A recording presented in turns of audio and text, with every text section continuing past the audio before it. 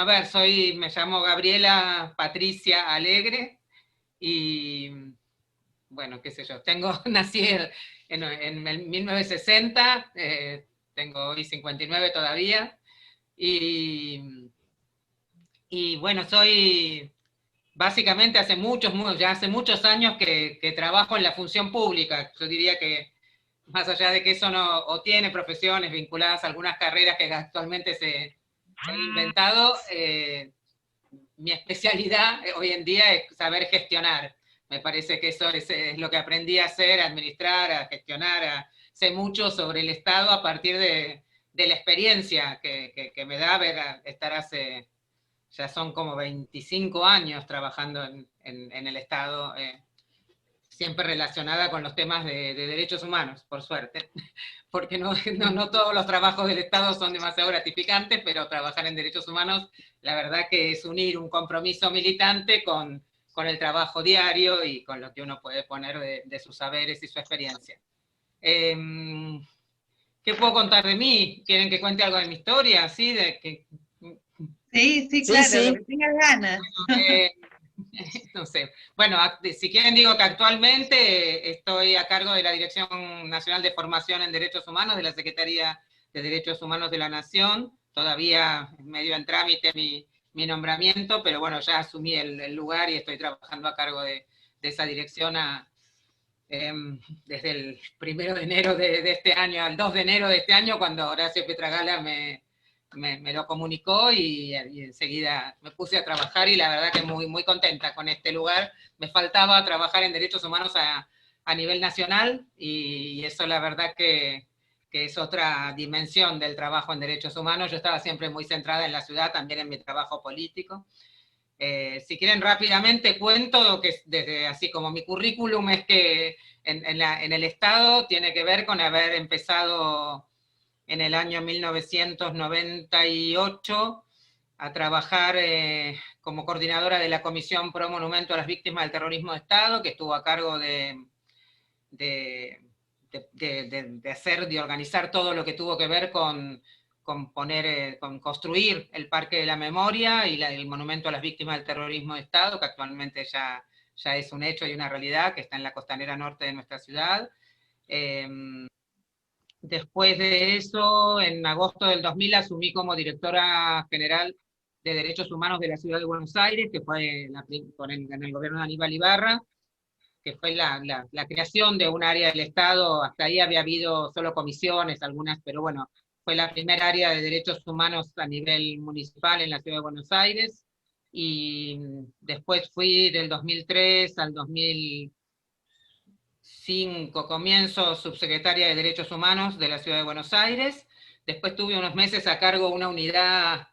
de sitios de memoria, también en el gobierno de la Ciudad de Buenos Aires, y después estuve un año, en el año 2007, en el finales del 2006 a finales del 2007, en el PAMI, con una unidad, a cargo de una unidad de derechos de los adultos mayores. Después, de diciembre del 2007 a diciembre del 2011, fui legisladora de la ciudad y reelegí como legisladora de la ciudad, también por el Frente para la Victoria, del 2011 al 2015. Fui 8 años legisladora de la Ciudad de Buenos Aires. Los primeros 2 años presidí del 2007 al 2009 presidí la Comisión de Derechos Humanos. No, primero presidí la Comisión de Mujer y Género y Adolescentes, los primeros 2 años. Después 4 años presidí la Comisión de Derechos Humanos y los últimos 2 años presidí el bloque de legisladores del Frente para la Victoria. Y después de eso, pasé a trabajar, después que trabajé creamos una coordinación de derechos culturales en el Ministerio Público de la Defensa de la Ciudad, que ahí trabajé más o menos 2 años. Después de eso pasé a la Defensoría del Pueblo de la Ciudad, donde también creamos el área del programa de derechos culturales, y bueno, y después, como saben y dije, a partir de comienzos de este año, a cargo de la Dirección Nacional de Formación. Son muchos años y mucho tiempo trabajando en estas temáticas, por suerte. Después de mi historia personal, les puedo decir que, bueno, que yo, como dije, nací en los 60, tenía 13 años, 12 años, nací en octubre, por lo tanto tenía 12 años en el 73 cuando ingresé al Nacional Buenos Aires. Ahí, en el año 73. Y ya en septiembre del 73, yo lo cuento siempre porque es una fecha bastante simbólica y recordable, el 11 de septiembre del 73, cuando fue el golpe militar contra Allende. Si bien yo ya venía hablando con algunas compañeras del colegio, de mi división, de mi año de militar, bueno, ese día me fui a la marcha, que fue una marcha muy, muy, muy grande de todos los universitarios y los colegios secundarios de la ciudad de Buenos Aires hacia la Embajada de Chile. Y bueno, estuvimos mucho tiempo ahí enfrente a la embajada. Fue una marcha desde el Nacional Buenos Aires, desde el centro de la ciudad hasta la embajada. Y bueno, para mí fue como mi rito iniciatorio. Después de ahí me contacté primero con los compañeros del Frente de Lucha de los Secundarios, que era un grupo de militancia, una agrupación secundaria que tenía que ver con las Fuerzas Armadas de la Liberación, que era un grupo guevarista, que después se disolvió en un año, un poco de tiempo después, y ya en el verano del 74, con varias compañeras de militancia que pues, algunas todavía son mis grandes amigas, como Cecilia Ayerdi, que algunas que ustedes conocen, Sí, sí. decidimos ingresar, después de un debate. Es divertido ese verano porque nosotras teníamos una compañera que hoy no está, que fue asesinada por la dictadura militar, que es Adriana Kornblit. Esta compañera, que era de mi edad, tenía dos hermanas mayores, una de Lerp y una de Montoneros, Vicky y Laura. Y entonces todo ese verano fue a ver quién conseguía convencer al grupo de chicas que estábamos por ingresar a segundo año para ver para qué lado de la militancia íbamos, y terminamos yendo hacia Montoneros, digamos, hacia la agrupación secundaria que formaba parte de las organizaciones que dependían de Montoneros, que era la Unión de Estudiantes Secundarios. Entonces ahí, bueno, empezamos a militar fuertemente en el año 74, una militancia que, bueno, hace poquito fue la Noche de los Lápices, que si bien era una militancia estudiantil y tenía que ver con la organización del colegio y tenía que ver con, sobre todo en ese año 74, tuvo mucho que ver con defendernos a los estudiantes contra las intervenciones que la derecha iba poniendo en la universidad y en los colegios que dependían de la universidad y en toda la educación. También tenía que ver con una militancia más política, social, revolucionaria, de querer cambiar el sistema en el que estábamos en nuestra sociedad, pero bueno, esas dos instancias de la militancia se daban absolutamente juntas. Y yo lo cuento de esta manera porque me parece que eso es lo que define esa militancia, a esa edad, en ese momento histórico, es lo que define también mi interés por los derechos humanos hoy, y algo que hoy puedo pensar que se fue dando de una manera bastante natural. Si bien yo no lo tenía, me pregunté, Isabel cuando me decía cuáles serían los temas, me decía también por qué llegaste a los derechos humanos, si eso lo planeaste, lo tenías pensado. Obviamente que no lo tenía pensado en ningún momento de mi vida, pero bueno, así se fue dando. Bueno, como les decía, militamos durante todo el 74 en el Colegio Nacional de Buenos Aires, el 75. En el 76 yo me paso a otro colegio, al Normal 5, porque había una orden de las organizaciones que era para pasarnos a colegios o a zonas más populares. Buenos Aires era un lugar de absoluta efervescencia militante. Éramos, yo no me acuerdo el número, pero debíamos ser unos 300 militantes en el momento de la toma del 74. Bueno, por eso hoy el colegio tiene 100 y pico de desaparecidos. Pero bueno, como había tantos militantes en un colegio básicamente de clase media, como es el Nacional Buenos Aires, la idea era que esos militantes pasáramos a militar en barrios más populares. Entonces yo me fui con otras compañeras al Normal 5 de Barracas, a Larcamendia. Allí empezó el año 76, la verdad que ahí se empezó a sentir bastante, por supuesto, ya las persecuciones políticas a los militantes, y yo tenía un novio en el colegio, que es Gabriel Dunayevich, que era mi primer novio, que nada, que empezamos a salir en junio del 74, digamos, ya hacía desde 2 años que estábamos juntos, esas relaciones absolutamente intensas, difíciles de describir, pero de mucha intensidad de esa época de apertura cultural y bueno, todo, y compartir de la manera que compartíamos la militancia también. Él militaba en otro ámbito, pero también en la UES, y él fue secuestrado el 29 de mayo de 1976. Y junto con otra compañera también del Nacional Buenos Aires, saliendo de una reunión de ámbito del Buenos Aires. Él, no sé, en ese momento ya no iba al Buenos Aires, también se había cambiado a un colegio de San Telmo, pero bueno, era responsable de alguna de las instancias organizativas de la UES y estaba en una reunión con compañeros del Buenos Aires que todavía en ese momento estaban en el Buenos Aires. Bueno, ahí Gabriel, bueno, desapareció, la verdad que para mí fue una cosa, ya habían desaparecido algunos compañeros, siguieron desapareciendo compañeros después, y finalmente, bueno, ya a partir de la caída de él, yo tuve que pasar a estar en la clandestinidad, no poder vivir en mi casa. Por suerte, unos amigos de los padres, un matrimonio de amigos de los padres de mi novio, me guardaron en su casa, y también ellos que, bueno, la verdad que la puedo nombrar porque es una psicoanalista, todavía vive, Janine Puget, que me convence, que además tiene un trabajo hecho muy interesante también, porque fue psicoanalista en la PDH y tiene trabajos hechos sobre el terrorismo de Estado, pero Janine fue la que me convenció a que me tenía que ir del país, que no podía seguir, yo seguía yendo a la escuela, y era toda una cosa muy rara, porque yo no dormía en mi casa, pero iba a la escuela porque sentía que tenía que cumplir, y mis amigas seguían yendo, y Janine me tenía prohibido encontrarme con mis amigas, pero yo seguía encontrándome porque en bares y alguna vez Bueno, al final ella me convenció, llamó a mis padres y nos convencieron a que mi hermano, y yo tengo otra hermana, una hermana y un hermano, mayores, que también iban al Buenos Aires, que también militaban,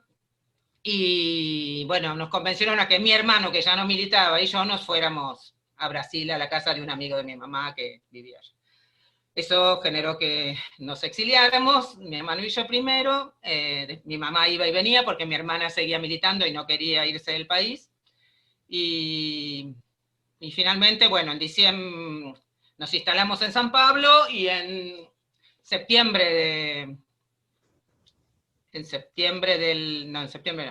diciembre del 76, mi hermana va para San Pablo también, por suerte, con su pareja, y bueno, finalmente estábamos todos en Brasil, y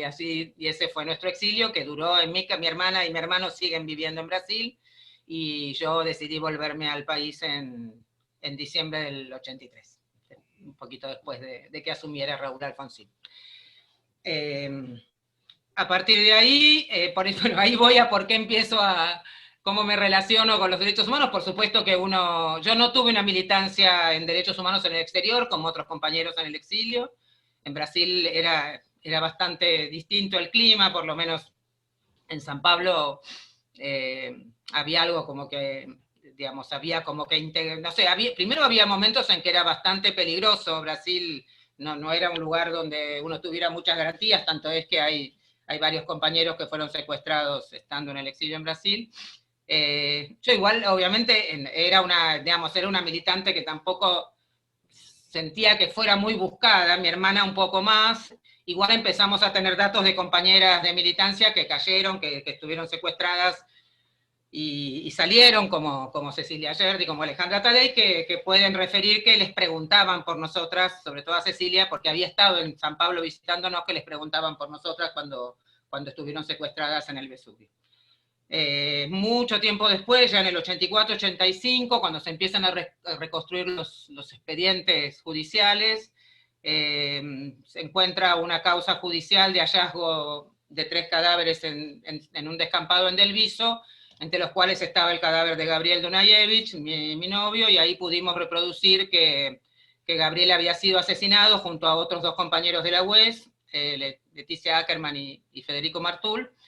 Y así que, bueno, el 3 de julio, así que él fue secuestrado el 29 de mayo, pasó por el Vesubio,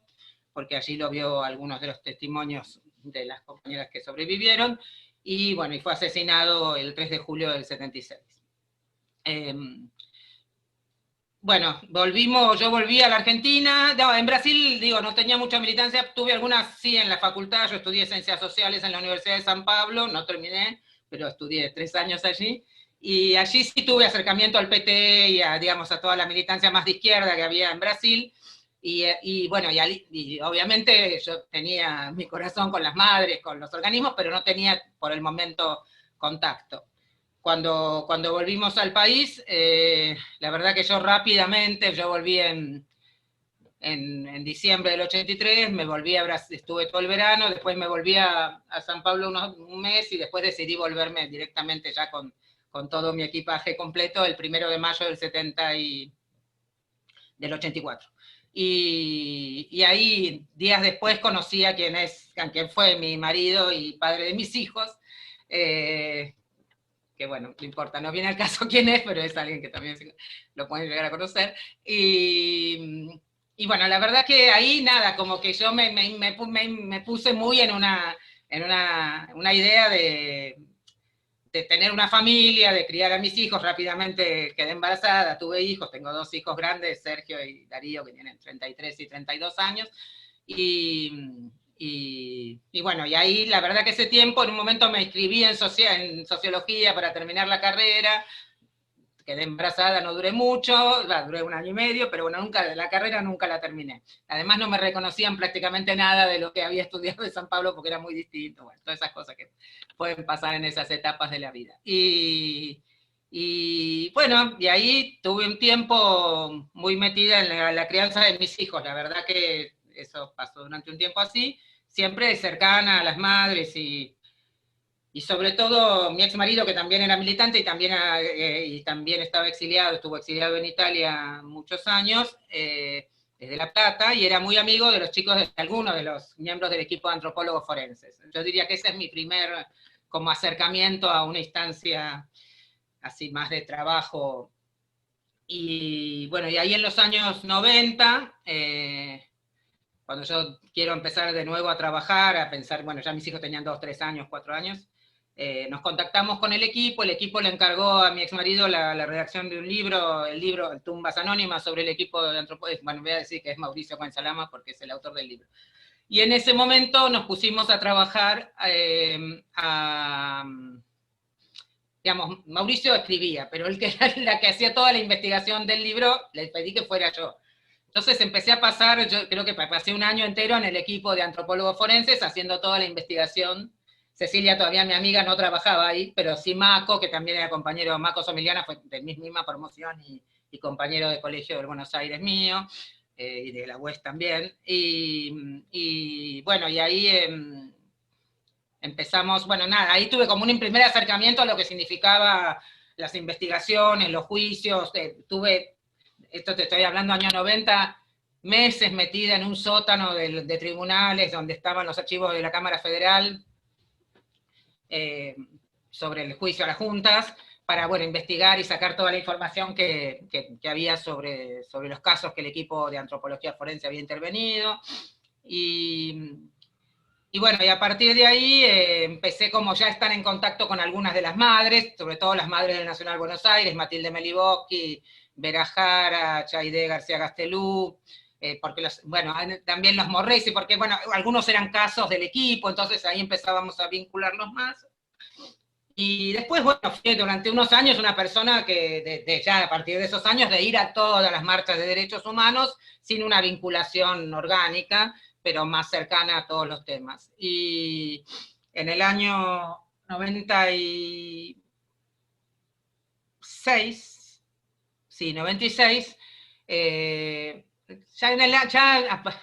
también me había pasado que desde el año 85, 86, comienzos de la democracia, los exalumnos del Nacional, bueno, no, los alumnos del Nacional Buenos Aires que estaban terminando convocaban permanentemente a grupos de ex alumnos del colegio militantes para que nos contáramos la historia, y eso también nos revinculó a nosotros mismos, a los ex compañeros de militancia, en esa idea de estar transmitiéndole a los actuales alumnos cómo había sido nuestra historia de militancia, nuestra historia de represión y de persecución por parte del terrorismo de Estado. Entonces, En el 96, que es un año muy particular para como todos sabemos, para para toda la lucha por la memoria nada, y la justicia y la verdad sobre los crímenes del terrorismo de Estado, fue la gran marcha del 24 de marzo, fue el nacimiento de hijos, fue los testimonios de Silingo, pero en el Nacional Buenos Aires también en ese momento decidimos hacer un gran acto que nunca el colegio se había dado, porque había distintos rectores que más bien le sacaban, no le daban el lugar que el tema debería tener, pero en ese momento pudimos hacer un gran acto que se llamó Los Puentes de la Memoria en el Nacional Buenos Aires, que organizamos entre un grupo grande de exalumnos y exmilitantes del colegio, que fue un acto, la verdad, trabajamos muchísimo por hacerlo, nos contactamos con todas las madres de los desaparecidos del colegio, pusimos fotos, hicimos una gran reconstrucción que después terminó al año siguiente en la instalación del monumento que está en el claustro central del colegio con todos los nombres de los desaparecidos y asesinados en ese momento. Entonces, ya estábamos haciendo memoria sin demasiada conciencia de que la estábamos haciendo, pero bueno, ese acto para mí es un hito porque es el momento donde yo digo acá, yo tengo que hacer esto, me comprometo, quiero seguir haciendo esto. Al año siguiente hicimos, como decía, el monumento, la obra escultórica que está en el claustro central con los nombres, y ahí nos contactamos en la organización de esas cosas. Yo me contacto con Marcelo Broski, exalumno también del Nacional, y artista y fotógrafo, y juntos empezamos a pensar que si habíamos hecho esa obra en el colegio, teníamos que ir hacia el monumento por todos los desaparecidos, por todos los nombres de los desaparecidos, y entonces, yo no quiero que nosotros nos apropiemos de esa historia, como toda gran idea, estaba dando vueltas por distintos lugares, obviamente, así como el Museo de la Memoria era una demanda, también en algunos estaba la idea de hacer un monumento. Alguna vez Liliana Chernájovsky, que después fue legisladora y miembro de la comisión, también decía, nosotros también lo habíamos pensado, por supuesto que seguramente se había pensado, pero bueno, con Marcelo lo que hicimos fue convocar a los organismos de derechos humanos, la mamá de Marcelo con un hermano desaparecido, también, y la madre miembro de Madres de Plaza de Mayo, línea fundadora. Entonces, bueno, convocamos a... Vieron que yo hablo mucho y no las voy a dejar de preguntar. No, bueno, ya voy a llegar. Bueno, ahí convocamos a los organismos enseguida, no todos, pero la mayoría de los organismos de derechos humanos estuvieron muy de acuerdo y muy poniéndole todo el compromiso a hacer ese monumento. Redactamos una carta a los legisladores de la Ciudad de Buenos Aires pidiéndoles que el monumento se hiciera en tierras de la Ciudad de Buenos Aires, que fuera junto al Río de la Plata, porque en el río los tiraron y los desaparecieron a la mayoría, y fuimos a verlos con las madres, con las familiares, con Lita, con Estela, con Alba Lancilotto, no sé, quiero pensar, con Mabel Gutiérrez, algunas están, otras no están, con Lola Rubino, con Vera Jaras, con Aide, y también estaba el padre de Luca, del MED, estaba, bueno, del CELS, estaban Laura Conte, Carmen Lapacó, bueno, todos fuimos, un grupo muy grande, a ver a los legisladores el 10 de diciembre de 1997, cuando abrió la primera legislatura y todavía funcionaba en el Teatro San Martín, en el Centro Cultural San Martín, para decirles que queríamos que una de las primeras leyes que esta nueva legislatura de la ciudad hiciera fuera la construcción del monumento y el Parque de la Memoria. Tuvimos una muy buena recepción por parte de Aníbal Ibarra, de Eduardo Josami, Alicia Pierini, esos eran los legisladores de lujo que teníamos en aquel momento, Raúl Zaffaroni, y no estoy olvidando, también estaba Marto Llanarte, había algunos más del palo, menos del palo, pero todos de acuerdo, o la mayoría, por lo menos de acuerdo con que esto era una deuda histórica que nuestro país tenía, y que era necesario la reconstrucción, la construcción de un lugar de homenaje a nuestros desaparecidos y desaparecidas. Yo voy a confesar que a mí, cuando hablábamos con Marcelo, a mí lo que más me interesaba en ese momento era la reconstrucción de los nombres, de las listas. Con Cecilia Ayerdi, que era mi amiga también de ese momento y con la que siempre estábamos juntas, pensábamos que eso era que la peor deuda que el Estado argentino tenía, era no poder decir cuántos, ni cuándo, ni en qué circunstancias habían sido asesinados, ni quiénes. Nosotras mismas sabíamos que gente que nosotras, amigos, compañeros que conocíamos muy bien, que sabíamos perfectamente que estaban desaparecidos, no habían sido denunciados por sus familias, y esto era como una obsesión que teníamos que bueno, que para nosotras el monumento, la construcción, la necesidad de grabar esos nombres en piedra, era la excusa, era la manera de conseguir que esto se investigara y que el Estado pusiera recursos en poder investigar realmente quiénes eran y cómo habían sido desaparecidos y asesinados. Y después Marcelo Brodsky tenía mucho más una inquietud más artística, se decidió que junto al monumento se pusieran esculturas,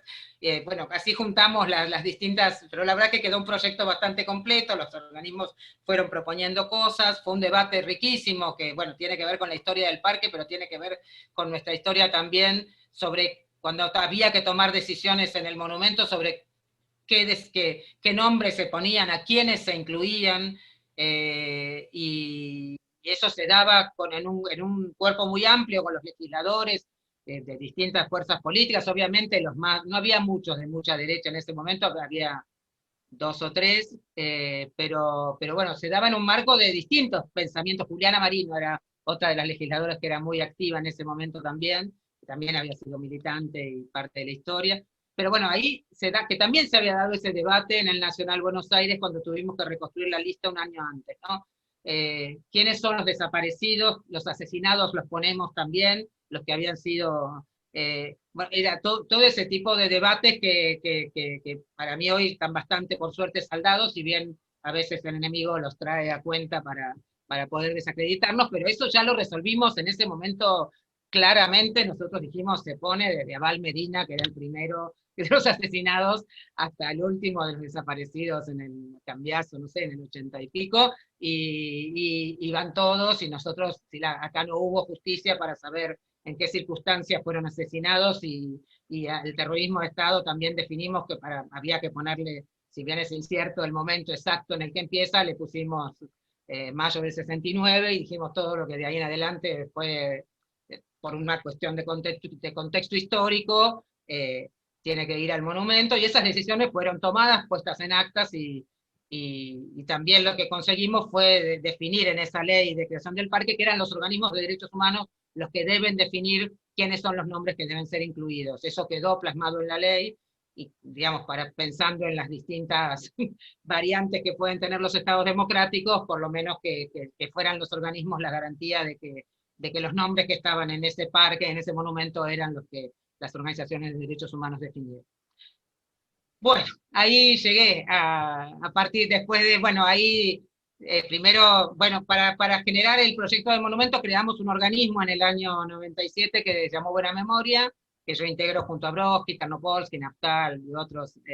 compañeras, sobre todo compañeros de nuestra generación, de ex militantes, desde ese momento. Pero después, en el año 98, ya en la legislatura, trabajando, vimos que era necesario alguien que pusiera fuerza de trabajo en el proyecto, había que contratar a una coordinadora, yo me propuse, porque la verdad que lo que yo estaba haciendo en mi vida, ya lo había dejado bastante de lado. Yo tenía una editorial, tenía un medio periodístico, así,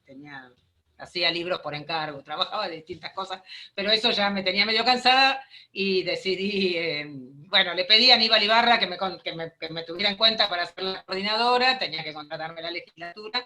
y la gente, como me habían visto actuando ya las personas de los organismos que estaban en la comisión, dijeron sí, que sea Gabriela, listo. Tuve el apoyo de las madres, familiares, de abuelas, de todos, y ahí me nombraron. Ahí empecé a trabajar entonces en la legislatura como coordinadora de la Comisión Pro Monumento. Esto fueron durante esos 2 años, un trabajo intensísimo y el trabajo más lindo que yo he hecho en mi vida, sin duda, porque teníamos todo por delante, y era muy emocionante, la verdad, poder estar trabajando en la reconstrucción de los nombres de nuestras compañeras y compañeros, y al mismo tiempo teniendo contacto con el arte, con artistas. Hicimos un concurso internacional de esculturas para el parque que tuvo 670 propuestas de todos los lugares del mundo. Fue una organización impresionante de cosas, y bueno, y toda una cosa también de ver el arte como herramienta para la transmisión de la memoria y aprender mucho de eso. En el año 2000 Aníbal Ibarra es electo jefe de gobierno de la Ciudad de Buenos Aires y me propone ser también la directora de Derechos Humanos en su gestión de gobierno. yo tenía una relación, bueno, además de que Aníbal me respeta y respetaba mucho mi trabajo, yo tenía una relación personal con él, lo conocí desde el colegio también, si bien Aníbal militaba en la fe de mi misma época, y habíamos compartido tomas y cosas, así que bueno, teníamos, nada, era parte de los amigos de aquel momento, y bueno, y Aníbal me lleva con él entonces a trabajar ahí, y la verdad que fue un trabajo también enorme y muy gratificante, porque pudimos hacer muchísimas cosas, desde la Dirección General de Derechos Humanos, y nos toca ese momento que es la recuperación, a mí como directora primero, después que ampliamos la dirección a subsecretaría en la segunda gestión de Aníbal Ibarra, pero bueno, nos toca justo estar ahí en la gestión en la Ciudad de Buenos Aires cuando fue el momento de la recuperación que fuera posible, que se hiciera posible la recuperación de los sitios de memoria, de los espacios de memoria, la creación de los espacios de memoria, cuando primero Aníbal, la verdad que hay que reconocerle, porque la primera decisión sobre un espacio de memoria, por lo menos que yo recuerdo, gubernamental, tiene que ver con la excavación en el Club Atlético. Esto fue antes del gobierno de Néstor Kirchner, digamos, que después sí trae como política de Estado el compromiso. Pero bueno, ahí gracias a Abel Fatala, que era el ministro de Obras Públicas, y Aníbal, que tenían los dos un compromiso con los derechos humanos, se decidió hacer la excavación bajo la autopista en San Juan y Paseo Colón para descubrir si había restos todavía del lugar que muchos sobrevivientes recordaban como donde había funcionado el Club Atlético. Y así fue, encontramos los vestigios y los restos del campo, y ahí, bueno, ya quedó instalado desde ese momento. Después hubo normas y leyes y resoluciones y decretos que hicieron que eso se fuera plasmando más, pero bueno, a partir de la excavación quedó constituido que ahí había un lugar de memoria y un sitio de memoria como es el del Club Atlético. Esto, yo no me acuerdo exactamente el año, pero debe ser 2002. Cuando dije el año 96, creo que en el año 96 se dio un quiebre en nuestra sociedad donde los organismos volvieron a tener un lugar, o empezaron a tener, porque tal vez no había un consenso tan amplio, puede ser en el año 84, en el año de los juicios a las juntas, pero después había bajado no sé, por lo menos, claro, los 90, ¿no? El neoliberalismo ultranza, habían hecho que bajara el consenso social de respeto por los organismos, y también había como un momento de haber medio abandonado el tema, donde el tema no pasa, digamos, cuando yo empiezo a trabajar en la legislatura, había como algo, como un imperativo ideológico de que había que darnos bola y que estaba muy mal no responder a nuestros requerimientos, porque veníamos con el bagaje ético de las madres, las abuelas, los organismos de derechos humanos, y había como un ambiente, te diría, social, no sé cómo definirlo, que decía que había que hacer algo por el tema de los desaparecidos.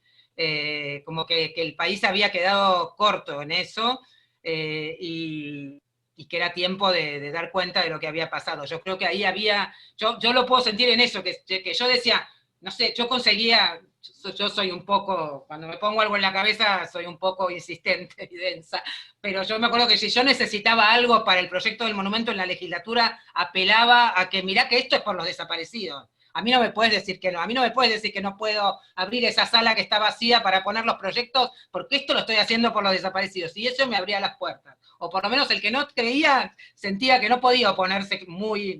mucho a eso porque podía traerle problemas. Eso era la sensación que uno tenía en ese momento. Porque Aníbal Ibarra, por supuesto, avalaba y venía de esa historia, porque había sido fiscal de los juicios, porque él tenía algo para... Pero también porque había mucho consenso dentro de las fuerzas políticas sobre que eso era algo que había que hacer. Pensando que estábamos primero cuando nosotros empezamos en la legislatura, teníamos en el gobierno a De la Rúa, que no era para nada amigo de la temática, que nunca en su vida había recibido a las madres, ni las recibió, que la primera vez que recibió a los organismos fue porque le fuimos a decir que tenía que poner el presupuesto para hacer el parque y el monumento, y que no era precisamente alguien comprometido con la temática, pero sí había ya una generación que realmente estaba comprometida con eso, y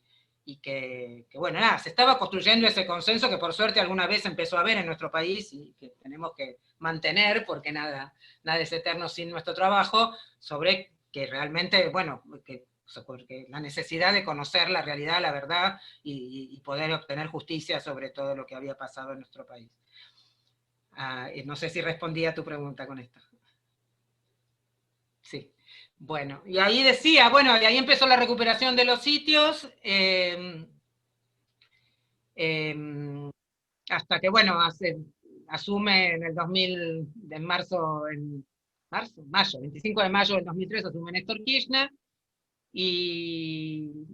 y bueno, y enseguida vimos que había un gobierno, bueno, dijo él en su discurso, soy el hijo de las madres, soy de la generación, empezó a notarse un compromiso realmente mucho mayor.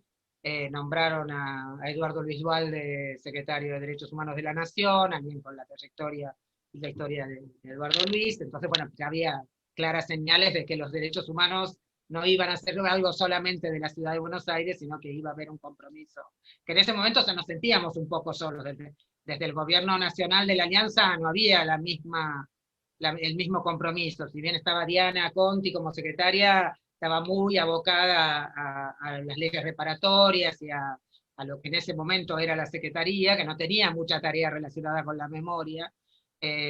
sino más bien en dar cuenta de la reparación por parte del Estado de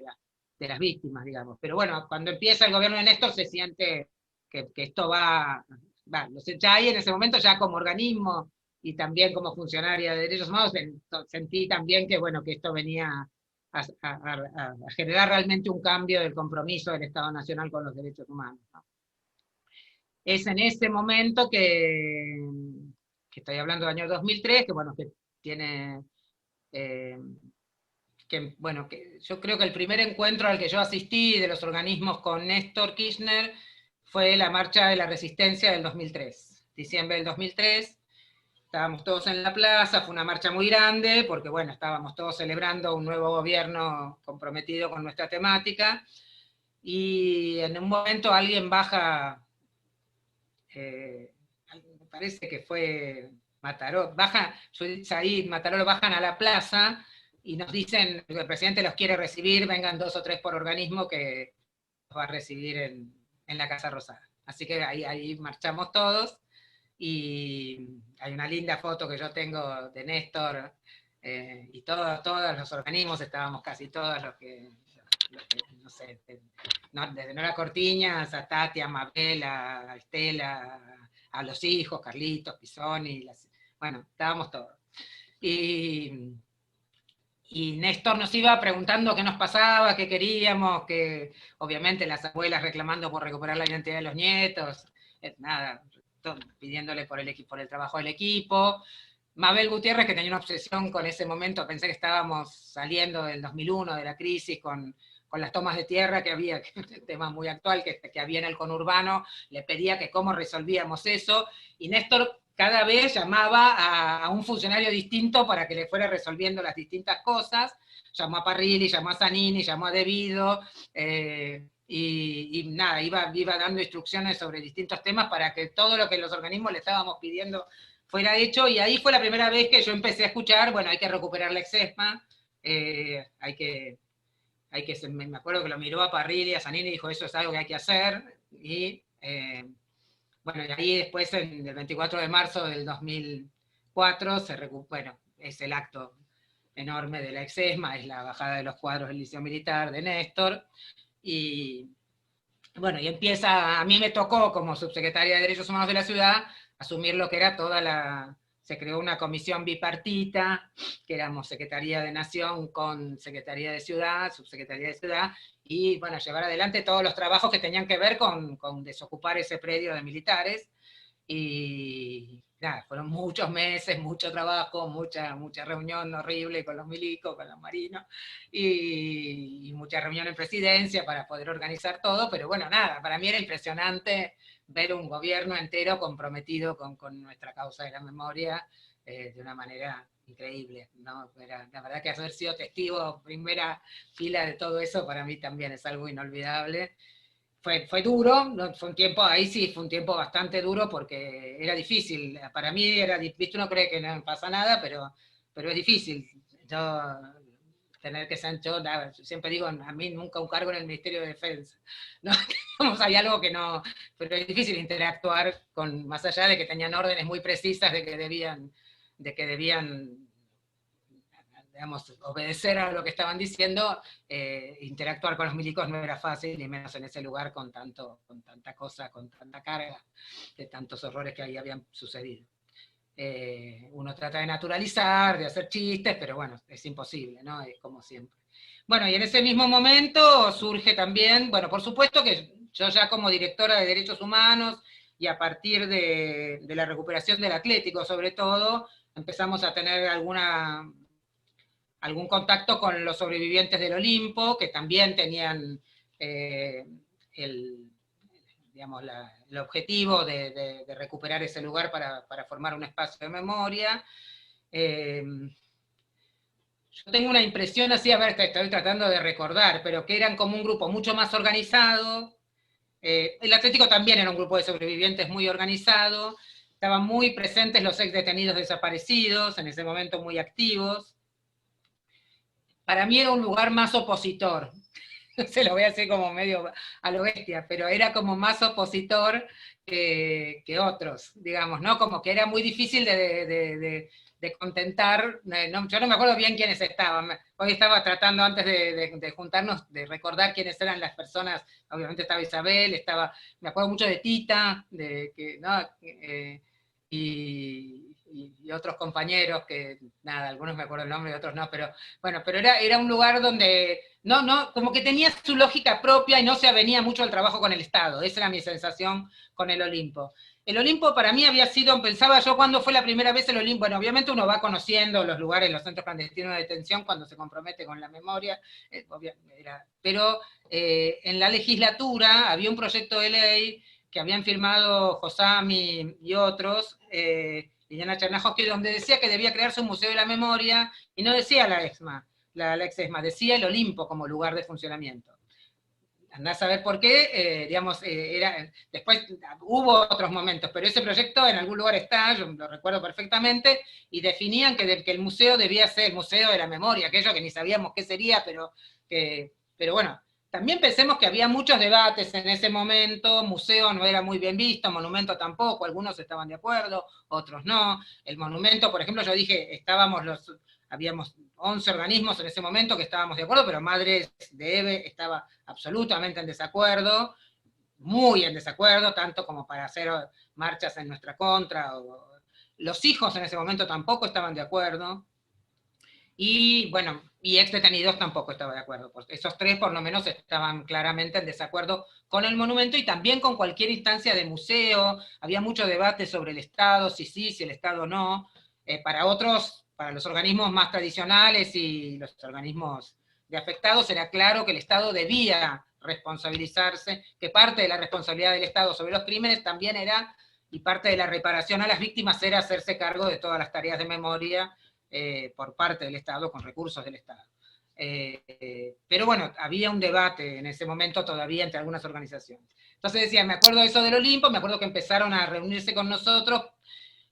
pero para mí fue un poco sorpresivo, en agosto creo que fue del 2004, cuando nos llaman de Nación y nos dicen se va a recuperar el Olimpo también.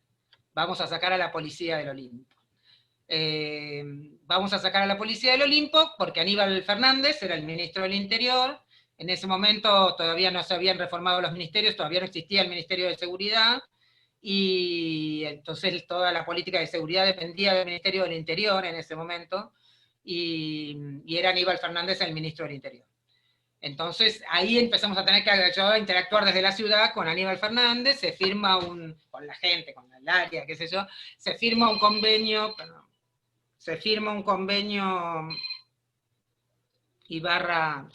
Ciudad Nación también para la recuperación, y bueno, también empieza la misma tarea que había, pero los policías se fueron mucho más rápido que los milicos que había, o por lo menos no pidieron tanta compensación. La ESMA era terrible porque eran parece que eran 14 instituciones distintas que funcionaban en la ESMA, no me acuerdo el número bien, pero a cada uno había que buscarles el edificio, recompensarlos, darle presupuesto estatal del gobierno nacional para que reconstruyan sus edificios. Era todas unas negociaciones muy complejas para que se fueran de los edificios del EXESMA. La policía del Olimpo se fue, no sé a dónde se fue, pero se fue rápidamente. Y bueno, y ahí empezamos a trabajar en esta comisión, me parece que también era de trabajo y consenso, como habíamos hecho bastante replicando lo que había sido hecho en el Atlético, y bueno, nada, yo me acuerdo de eso, las primeras tareas que se realizaron en el lugar, las primeras visitas, las recuerdo, yo te diría que yo recuerdo como más terrible la visita al Olimpo que a la ESMA, porque a la ESMA yo fui con los sobrevivientes, pero estaban Néstor y Cristina y Aníbal Ibarra, y fue más como una visita, si bien obviamente fue terrible y conmovedor escuchar los relatos, había como algo demasiado protocolar. En el caso del Olimpo, yo recuerdo entrando a los lugares donde estaban las celdas, que ya no estaban de la misma manera, por supuesto, pero me acuerdo esta cosa de las sobrevivientes buscando el lugar donde habían estado y intercambiando los recuerdos y nada, me acuerdo de eso bastante, bastante bien. Y después nada, que teníamos que conservar ese lugar que era enorme. A mí, yo a veces hacía el chiste, dentro de poco vamos a hacer una inmobiliaria, porque todo dependía de la Subsecretaría de Derechos Humanos de la ciudad, cada vez teníamos más predios que íbamos recuperando, y había que poner presupuesto. Después de que hacer la gestión, tenés que hacerte cargo de que eso funcione. El predio del Olimpo era enorme, se caía a pedazos, había que hacerle... Nada, y era muy difícil conseguir en ese momento. Pensemos que además estábamos en momentos donde el país tenía dificultades todavía económicas, y entonces era difícil conseguir presupuesto, y era todo, la lucha pasaba mucho en las reuniones por ver cuándo nos ponían el presupuesto, cuándo nos contrataban o no nos contrataban los guías, cuándo, digamos, cómo, claro, toda una cosa más burocrática y de gestión, ¿no? Pero bueno, después yo estoy, como les dije, un tiempo a cargo de esa unidad de gestión de sitios de memoria, después me voy del gobierno de Tellerman, me echan, no sé muy bien qué pasó, mejor no recordar, y bueno, dejo de tener ya contacto con la gestión de los sitios de memoria, y, y bueno, nada, después siguieron adelante, más allá, por suerte, por toda la fuerza que le pusieron los sobrevivientes, los organismos, el barrio. Bueno, en el Olimpo también recuerdo eso, que era muy impresionante el compromiso del barrio, que no era lo mismo en otros centros clandestinos, ¿no? El compromiso y el involucramiento militante. También en el Atlético estaban los compañeros de la Asamblea de San Telmo, pero en Olimpo era mucho mayor, y era mucho mayor el trabajo hacia el territorio, tal vez también por una cuestión de ubicación, pero bueno, siempre estuvo presente en el Olimpo el territorio, la escuela que estaba a una cuadra, digamos, digamos, el barrio estaba como mucho más involucrado en todo lo que era el proyecto de centro clandestino que en otros casos, por lo menos por lo que yo recuerdo. Y bueno, después también se recuperó Virrey Ceballos, se recuperó Orletti también, más o menos, y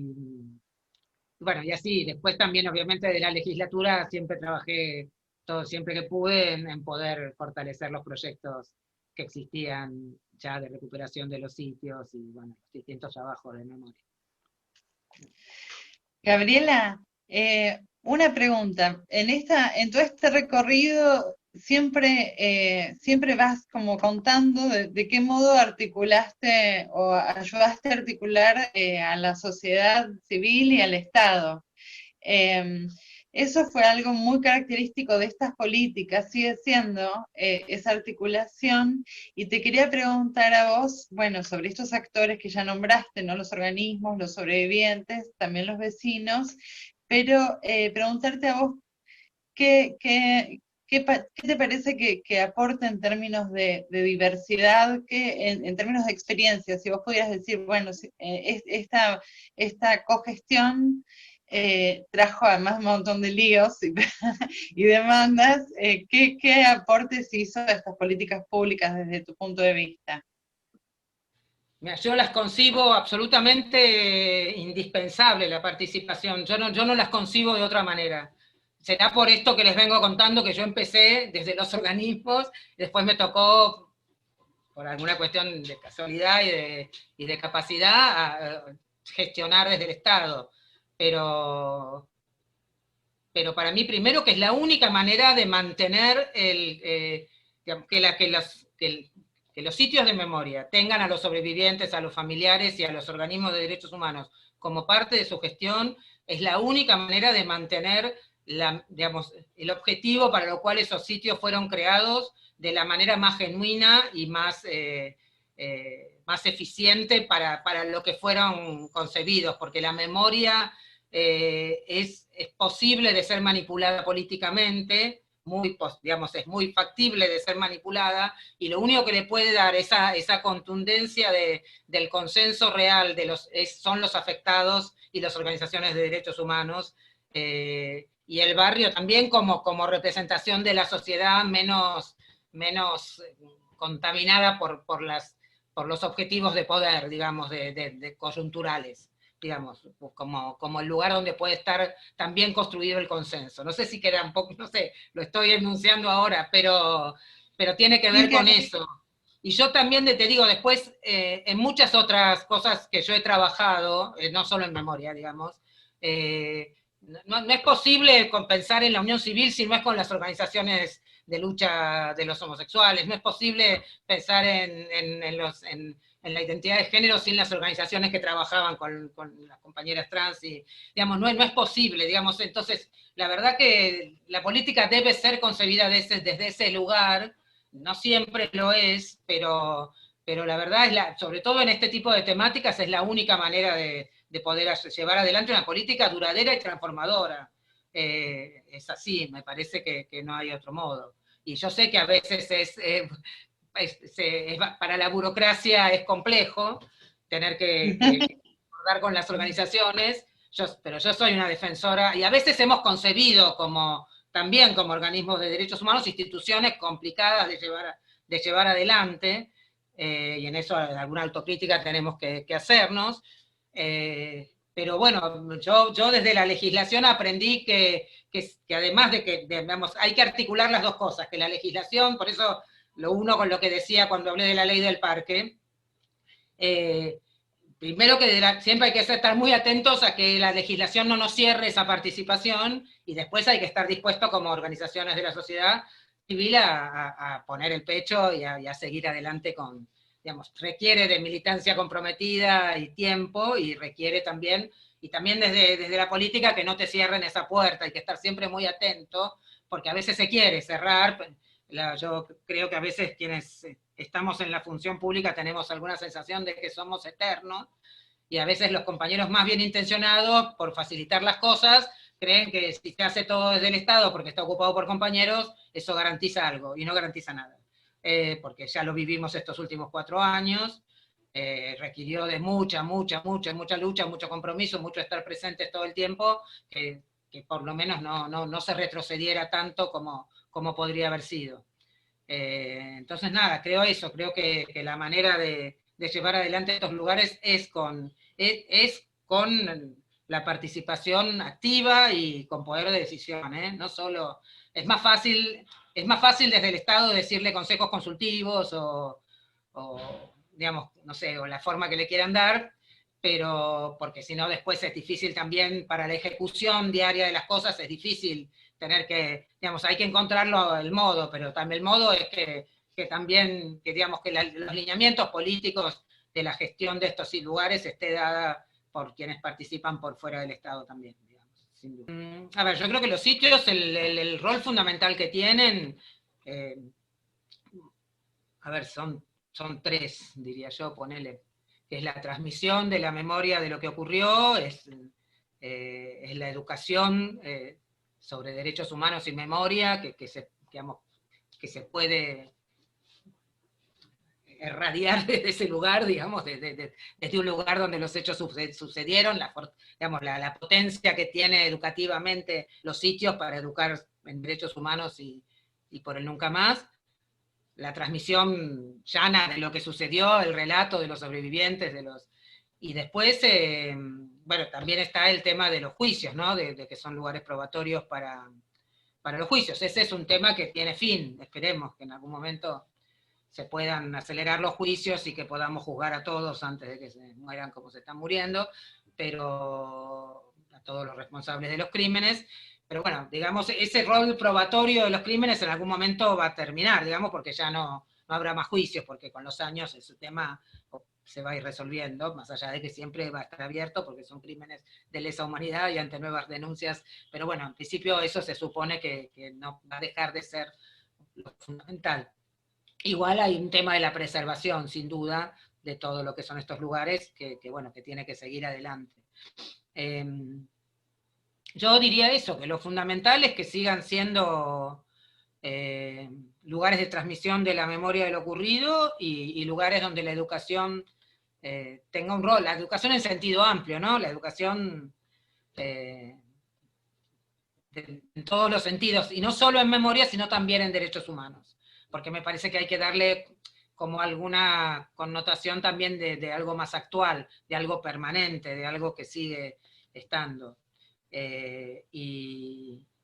después, obviamente, en los lugares donde, hay lugares donde, por ejemplo, en la extrema es muy difícil que el territorio se comprometa por dónde está, por el tamaño, por el barrio, por la composición social de ese barrio, digamos, ahí,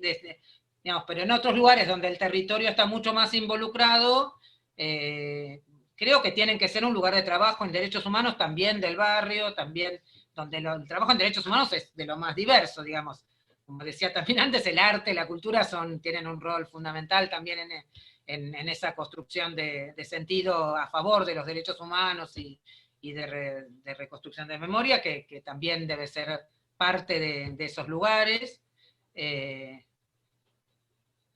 Pero creo que básicamente lo fundamental es que los actores estén presentes, los actores involucrados estén presentes. Entonces, los sobrevivientes tienen que estar, los familiares tienen que estar, las organizaciones de derechos humanos tienen que estar, y también serán ellos quienes construirán ese sentido. Nosotros